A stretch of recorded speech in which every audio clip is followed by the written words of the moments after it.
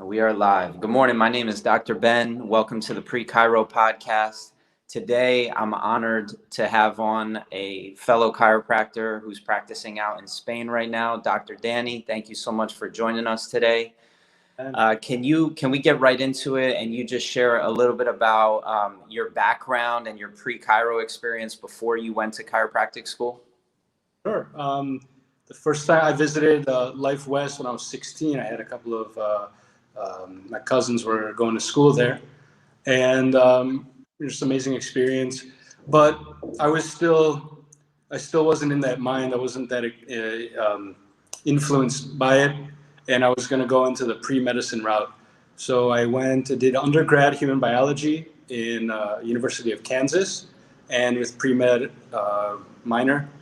Mm-hmm. And prepped for all of that. Took the MCATs and everything. And during that whole process, I did a lot of soul searching and just came to be called.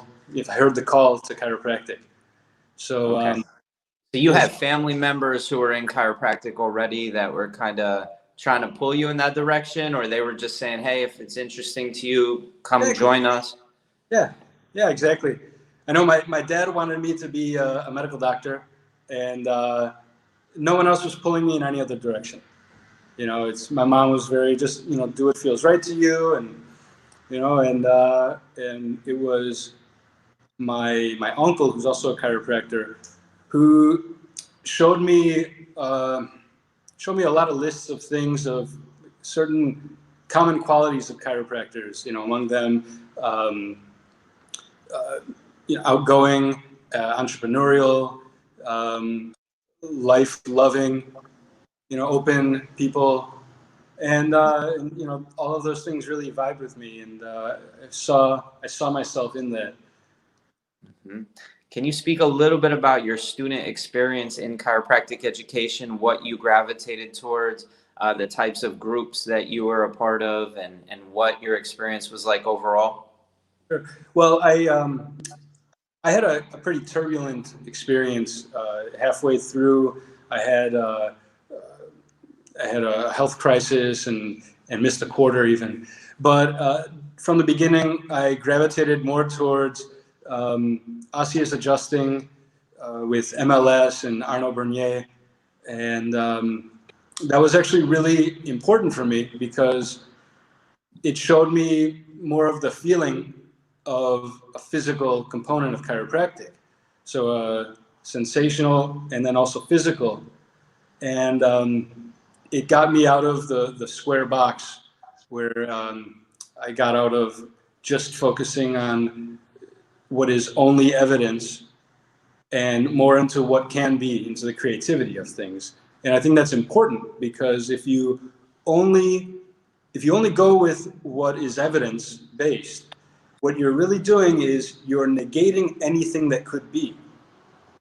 If you only accept what has already been proven, you'll never prove anything new. Mm-hmm. It's a very big shortcoming to this call for evidence-based things, just understanding that most of this evidence has occurred before there wasn't any evidence. And then we said, oh, this is actually possible. Let's go and try and prove it. So just because there isn't evidence of something at the moment doesn't mean it's not happening. Mm-hmm. Mm-hmm. That was a big thing for me. And then also during school, I studied, I touched pretty much all of the techniques. Life West is a great variety of techniques. I really enjoyed the Gonstead X-ray analysis. I enjoyed the specificity and tonal aspect of NUCA. Actually did a lot of NUCA in clinic, and extremity, really, because for me personally, with certain injuries I had before starting, I really got a lot of help and a lot of benefit out of extremities. Now, which I don't do in my practice because I don't want to be a fixer, but I've definitely benefited from, and I still do. I teach my wife, and she does it on me. So it's always a thing to have. Nice. So, can you speak? You're practicing right now in Spain. You're speaking from San Sebastian, or you're in a satellite clinic somewhere else. Where are you practicing? I'm in Guipúzcoa, which is the same province. Right now I'm in Eibar, which is actually voted one of the 5th ugliest cities in Spain. And it's terrible. It's kind of like a wedge in between these mountains. But it's really it's really good position. It's about a 30-minute drive from San Sebastian, which is one of the 5 most beautiful cities in Spain where I live. And we opened this clinic up about 2 years ago. My wife and I were both chiropractors, and we decided, hey, let's serve a bigger population. And it's been really good for us. It's a satellite clinic. It's actually a full clinic because I'm here. I have sufficient hours, and I can do exams. I can do adjusting. The only thing I don't have, it's satellite in the respect that I use my CA in San Sebastian to field phone calls and make the schedule. And that's about it. But I could do everything by myself here if I needed to, if I didn't have her there. Okay. Can you speak a little bit about the path of becoming a chiropractor in Spain and what the state of the profession is currently, and maybe a little bit about the history of how far it's come and where you may see it going in the future? Yeah, well, from what I know, I'm not an expert on the history of it, but I understand that up to 10 years ago, there were 200 to 300 chiropractors, and I believe you said 200 to 300 chiropractors total. Yeah. In the association, I think I'm number 321. I think I'm looking at my membership plaque. My wife and I are I can't see this far, but it's on the other wall. But so there's basically nobody in a country of 55 million people. Imagine California, same population. There's only 300 chiropractors, and instead there's more than 300 in my city alone. There you go. So that said, a lot of people when they go into practice, they feel that they have to be in big cities, and the truth is that you really don't have to. Chiropractic's amazing in itself. That especially we proved that to ourselves here in this city because we were the first chiropractors in Eibar. And there's only about 20,000 people here, and just telling the story, getting our foot on the ground, and people start coming, and then a lot of referrals.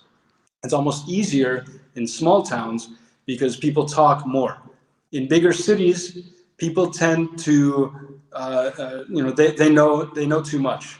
I already know that, and so they're closed-minded. And that's kind of what I find at the difference between for San Sebastian, which has, I believe, 200,000 in the city, and here 20,000, 10% of the size. And it's really great. Awesome. Yeah. Awesome. Yeah, no, I agree. I think having people that have had so many different chiropractic experiences come into your office with an expectation that sort of limits the open-mindedness that's required in order to really go on this healing journey with you as a vitalistic chiropractor, as somebody who's not, like you said, trying to have this short-term treatment plan that it ends once they're out of pain and is very similar to the medical model. So can you speak? Yeah, go ahead. I'm sorry. Yeah. I didn't really fully answer your first question. So, thinking about that, actually, how, chiropractic started in Iowa, which is, the Midwest. It's all, so these are mountain people around me, and they get it. They're very in touch with nature, and they get those things. Whereas in the city, people are very mechanistic focused. How quick can you get my pain away, and then I can leave? I don't want you, hustling me. If there's, they're all about skepticism and the hustle. And it's not about that. It's about what's best in a vitalistic paradigm and getting what is health. Getting healthy is not just being out of pain. So with the history of chiropractic in Spain, it began just pretty much when I got here, only on the coast of Spain. All the chiropractors were on the coast or in the islands, and everyone was living like the good life, and barely any chiropractors work Fridays here. Most of us work 20 to 30 hours a week. And it's not work, it's service. So when we came here, there was a very small population, but we've got 2 schools, and this was even before, which as now we don't have legal status as a sanitary profession. In Spain, I believe there's a different law structure, obviously, than the United States, to where if you don't have a law for something, it's not illegal, it's illegal. So you need to have a law structure to have a support for something. And if you don't, there's just a vacío, a void. Whereas in the States, something is illegal until it's legal. So there's a difference there. So we're able to practice without being harassed and things, other than the fact that if you, the great thing is if you put run your mouth a little too much and start talking about things that is basically not chiropractic, curing different symptoms, what's going to happen is the huge physiotherapist profession is going to focus on you. And that's happened a couple of times here in Spain. And actually, it doesn't bother me, because if I just talk chiropractic, I'm good with everybody there, because that has nothing to do with physical therapy, which is great. Right. Yeah. Guilty until proven innocent in the U.S., and then innocent until proven guilty in Spain. Yeah, basically. Yeah. So we had a lot of in Spain. So mostly it was people coming over from the States, doing their living the good life, basically, but actually doing a lot of work serving people, which was, you saw a void, and people need to be served all around the world, not just in another city in California. And we have some real pioneers out here. That brought things in from France. There's schools in France and other things. And then there was a group led by Mark Hudson and Adrian. They came together and they created Barcelona Chiropractic, College of Chiropractic. And it was a really beautiful thing that happened, a very vitalistic school. And I taught there for a year. I was limited because I had to travel there, so a year was enough of travel. But they really did a great job with that school, and I don't believe they compromised too much when to get their accreditation. There's also the Madrid College of Chiropractic that's outside of Madrid, and they have a more mechanistic mind in their classes. But both student bodies are very passionate about each of their schools. They're very proud. And so that's a really good thing. So now that we've begun, I believe it's been 5 years or heck, it could be even 8 years now. Those Madrid, I think, graduated first. And so now we've had 5 or 6 years of graduating classes from within Spain. So these schools, I believe that these schools are graduating, their title's not valid in the States. And the earlier graduates from Barcelona, before it was accredited, are only able to practice in Spain. But that's changing as well, because we're getting a lot of acceptance and support from within the European Union, where every other member country has a law supporting chiropractic. It's either within the healthcare system, in the case of UK, France, Italy, or it's just supported. In Germany, for example, they have medical doctors and they have Heilpraktikers, which is everything else. So with Heilpraktiker, that is a degree that you can do anything other than give medicine, I believe. But it's a very flawed degree. What I've heard is they've even, if you have a guy testing you, it's like a panel that tests you, and you have to orally give. It's a very difficult exam. They could ask you about bloodletting, for example, or leeches. So it's nothing that you would use, but it's a very flawed degree in that respect, that they could ask you about that because it's in the curriculum. And so my friend Jan-Pierre Lendeman and a few others, Marco, so sorry I forgot your name, the last name, they've began a school now for the past 5 years with a master's program in chiropractic. And what they do is they brought every weekend or every other weekend, they bring masters in the profession to talk about chiropractic philosophy, science, and art. And these are chiropractors, so they legally can practice, and most of them already have practices, but then they're becoming specialists in chiropractic. And these are some of the most principled chiropractors you've ever met, and they haven't been through the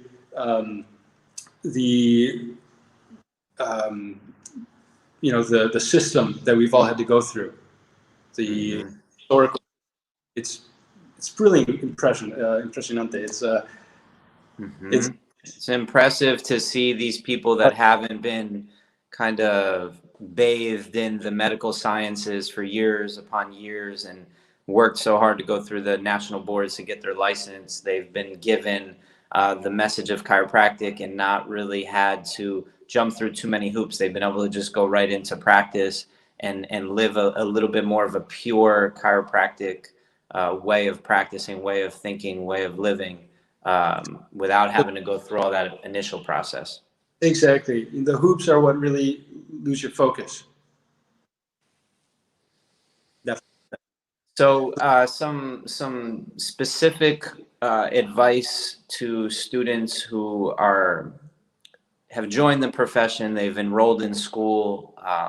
How do they stay focused? How do they remain committed to chiropractic and aligned with themselves and their heart of why they went to chiropractic school when the program might be really challenging to stay focused?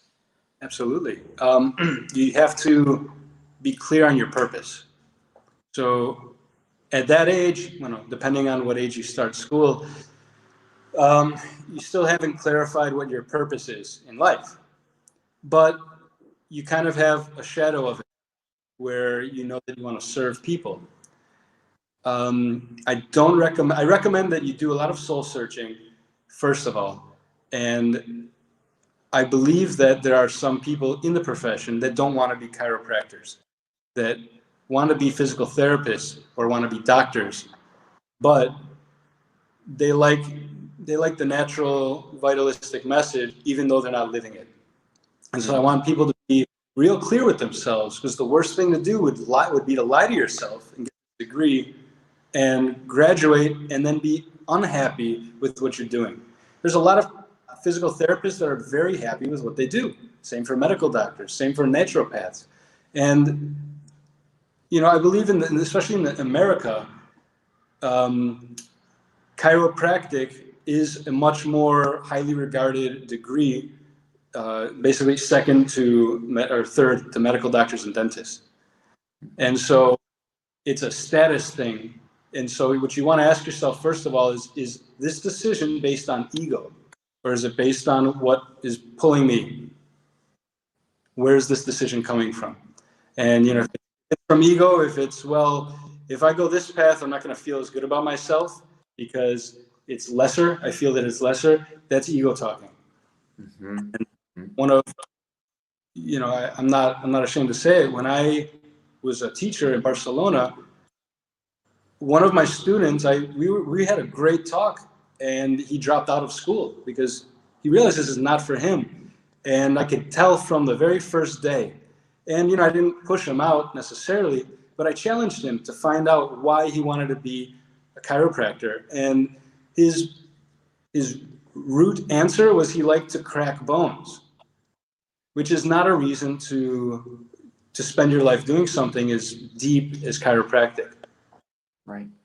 Chiropractic is an idea. It's not just a technique. And so I really think that if you are thinking of getting into it, if you are already in it, really look at the history and see what people had to sacrifice to get to where you can get to now. Because it's been 125 years, and people have gone to jail, people have lost their lives, their livelihoods, and it's not for, to get rid of pain. It's not that idea. That's not a purpose. Right. I talked to someone today who, on his intake, he wrote, I want to get pain. What's your primary reason for the visit? I want you to get rid of my pain. And I said, well, you're taking morphine now because you're in so much pain, right? Well, if you just want to get out of pain, take 2. And, he understood that, you need to get you better. And every time this is the refrain in chiropractic, if you treat the symptom, you let the cause get worse. So also that by numbing something is the opposite direction of getting better, of improvement. It's an artificial process, and it inhibits natural body function. So you have that talk, and you want to make sure that the philosophy is there and solid in you all the time, because whereas in some schools they can talk about neurology or genetics or even anatomy through the eyes of love, awe, and respect for innate. You could also get someone who just talks about it as, this is structure and there's there's nothing special about it. It's just a machine. These are just parts. And it's kind of drains you. But when you're choosing a school, you want to go to a place that doesn't hire failed chiropractors. Mm-hmm. So really do your research. Really do your research. Definitely. In helping make their research a little more efficient, can you speak a little bit about the different options they have available in Europe, just off the top of your head, and some of the things that come up for you when you think about these schools and you think about the types of resources that people have, whether they're coming to Spain from France or from Germany, or whether they're going to France? What are some of the things that people should take into consideration? All right. Well, first of all, if you're a student in Europe, you definitely need to go to Cairo, Europe, twice a year. You can get in touch with many of the chiropractors already practicing in Europe, all around Europe, and they will sponsor you to get even up to meal tickets. They'll pay for your meals just to go there to get your dose of philosophy if you're not getting it at the school that you're in. So if you're in France, for example, they have Paris and Toulouse. And Toulouse, while both schools are not vitalistic slanted, Toulouse, I believe, and I've kind of observed, turns their back a little bit, turns their head the other way and doesn't look. They're not actively trying to shut it down. Whereas in Paris, if you say the word subluxation, you get detention or whatever. And there usually is kind of like that. You see that a little bit in each country. But I do believe that Madrid, although it's mechanistically based, slanted, they even so far as signing the decree of being evidence-based and not using the word subluxation. But I believe that under the surface there is they want to believe in the vitalism. They want to understand. But some of the schools are very focused on being accepted, and other schools are very focused on being who you are, being who they are. And so that's a big difference as well. What is congruent? Is what the school is about congruent with what chiropractic is? And is it congruent with who you want to be? And you want to make sure that all of those things are in line. Otherwise, you're going to be unhappy. And you don't want to. I've been here for 10 years. I was looking back; it's just flown by. And there's a lot of people that after 5 years of practice, they're sick of it, and that's a long 5 years. And then it's another 5 years to figure out what to do next because they can't stand it, or they just keep going on something until they see an end. They say, "Oh, maybe another 10 more years of this, and maybe another 15, and then I can retire and do that." Or they try to. They try to suck all the money out as soon as possible, do a lot of schemes so that they can retire. So it becomes a business as opposed to serving. And while there is a business hand, it's a hand, and it's not what chiropractic is. Right. No, totally. I get it. All right, so you asked me, a little more specific about which schools, I believe. So to get into it, If we were talking about the UK, you've got McTimoney on the vitalistic side, AECC on the mechanistic side. If you're in Spain, it's Barcelona and Madrid, vitalistic, mechanistic. In France, it would be, once again, Toulouse and Paris. In Germany, I think they're doing a great job in Germany. There's also a school in Dresden, and I don't know much about that school, but I believe they're doing a good job as well. All right. Okay. Other than that, I believe that the Italian Association is very mechanistic minded. Denmark is not even recognizable as chiropractic. I don't believe that, I'm not aware of any schools in Belgium or the Netherlands, but there is a strong vitalistic population of chiropractors in the Netherlands. So that's a positive. And there's Luxembourg and other little states. What is the direction the profession is heading right now, whether it be in Spain or it be in Europe overall? Where's the profession going as you see it from someone who's over there and practicing? And have you seen any changes over the last 10 years since you've been there? Well, there's, let's see. It's, there's so much uncertainty in the world these days, it's tough to tell. But I will say that as far as, I get my dates wrong, but I believe 2 or 3 years ago, there was a big regime change in the ECCE, where they were found to basically, having a swamp of politics. The people who were in power in several different spots. There was a lot of basically incestual power grab going on.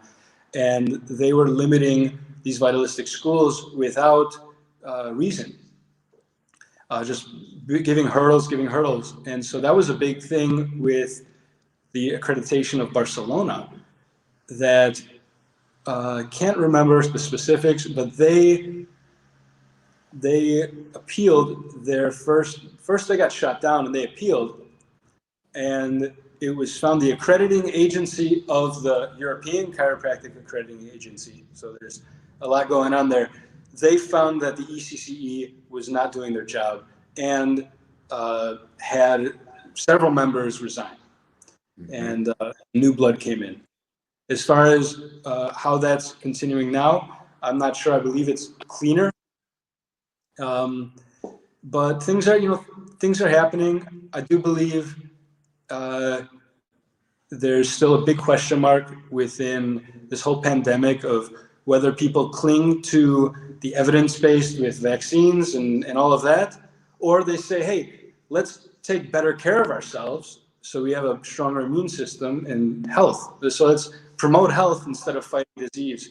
And let's see what happens in the European Union and see what these leaders are going to do, because ultimately it comes down to policy. It comes down to who's voting for who and policies. And I just really hope that people make their decisions based on love and hope instead of fear. And we'll see what happens. Absolutely. That would be congruent with chiropractic, but we all know who's usually is in power. We always are hoping that the people in power have been getting care and working with chiropractors and that our people are at those high positions of power. But so the way that I hear you seeing Europe play out is right now there's a lot of uncertainty. We're not sure the direction that things could go, but there's a lot of promise because there's schools in every country that are at least honoring chiropractic for what it is and what it was initially intended to be. And that's going to continue to allow new chiropractors to sprout up in these chiropractic schools in these new countries that chiropractic is growing in. And my hope is that any students that are watching this in the future, if you're watching this and you're a prospective student living in Europe, that you hear that this profession has a lot to offer. It's a very deep profession. It's a beautiful opportunity to serve people naturally. That there is a philosophy that comes along with it that really differentiates the profession, and that there are options for you available if you live in Europe, that you can go and become a chiropractor and start serving your community, big or small. So, Danny, I want to thank you for taking the time today. Do you have any final messages to share on what's going on with you, what you're inspired by these days, in a time of so much contraction in the world. How are you managing to expand? What's going on with you? Well, I've last 2 years I've started leading MLS seminars, Mastery Love Service seminar, adjusting seminars in Europe, and it inspires me to reach out to different students and chiropractors that are practicing every time we go out. Just understand that in chiropractic, if you're congruent with who you are and you choose that path as a delivery system for who you are, you're going to have a beautiful life. You're going to never work a day. It's a vacation.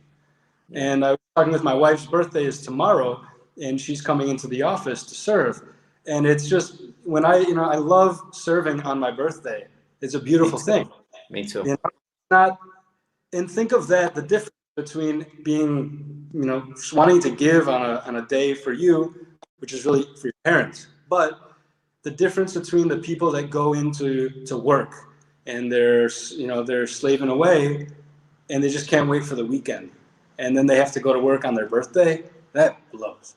So make sure really spend some time. Time flies when you're having fun, but once you're on a path, it'll start going really fast. So take your time and figure if you're on the right path first, because backtracking takes forever, and you only live one day at a time, and you can't turn back the clock. So looking back on 10 years, I asked me, how do you feel? It's great. If you look back in 10 years and you're just really happy where you are, you've made the right choice. The right choices, and you just got to keep at it, keep making the right choices. So, but yeah, it's a beautiful thing, a beautiful profession, but only if it resonates with you. And unfortunately, there's a lot of people trying to bend chiropractic to what they want to do, but chiropractic is a beautiful thing. And I think there's great chiropractors like yourself and the other ones in Europe that are upholding that. So beautiful. Yeah, no, we're strong. I think we're very united too, and we realize the importance of coming together in the name of like authentic chiropractic and roots chiropractic. Vitalism is very strong within the profession, and it's going to continue to grow. So any student out there in high school and college, if you're interested and you want to learn more, we've set up a website called becomeachiro.com. We're hoping to have pre-chiro Facebook groups that are in Europe that are for Spain specifically, and there will be great resources that we'll add into the description of this video in the future. And if you have any comments, leave them down below. I'm sure some chiropractor will definitely answer them if they're there and they're interesting to the discussion. So anyway, Danny, thank you so much for your time. I appreciate you, brother. Enjoy your day.